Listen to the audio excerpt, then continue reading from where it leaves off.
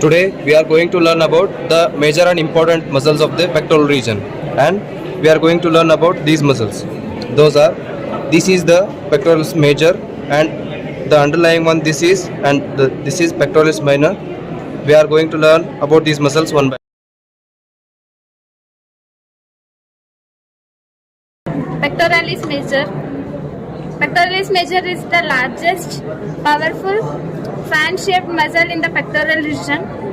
Origin: anterior surface. It is originated from medial two-third part of the clavicle and half the breadth of the manubrium, 2 to 6 of costal cartilage, and sternal end of 6th rib. Aponeurosis of the external oblique muscle in the abdominal region. Insertion: it is inserted by a bilaminar tendon on the lateral lip of the bicipital groove in the form of U. The two lamina are continuous with each other inferiorly, namely anterior lamina and posterior lamina. The anterior lamina are thicker and shorter and receives the fibers of superficial clavicular and deep manubral fibers. The posterior lamina gets sternocostal and aponeurotic fibers, which are thinner and longer. Nerves are supplied by two nerves,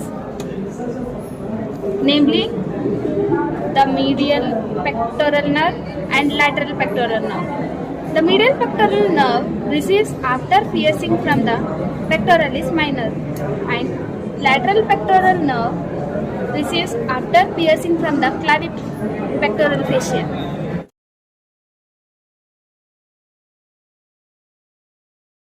Adduction and medial rotation of the shoulder joint. The clavicular part produces flexion of the arm. The sternocostal part is used in the extension of the arm against the resistance and climbing. Pectoralis minor muscle. Deep to the pectoralis major, we see the pectoralis minor muscle, which is completely covered by the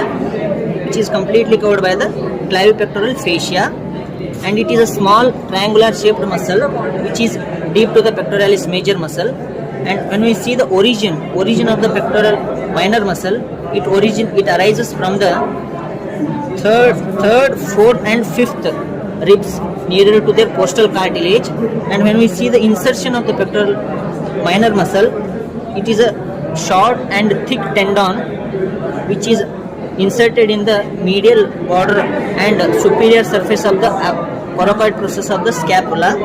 And pectoralis minor muscle is also called as a key muscle because it crosses the anterior surface of the axillary artery, which divides it into three parts, that is first part, second part which is just posterior to the pectoralis minor muscle, and third part which attaches the brachial plexus. And when we see the nerve supply, we will see the medial pectoral nerve and lateral pectoral nerve. Medial pectoral nerve which pyrises the pectoralis minor muscle, lateral pectoral nerve which directly comes from the pyrising the clavipectoral fascia, and it attaches to the pectoralis major muscle.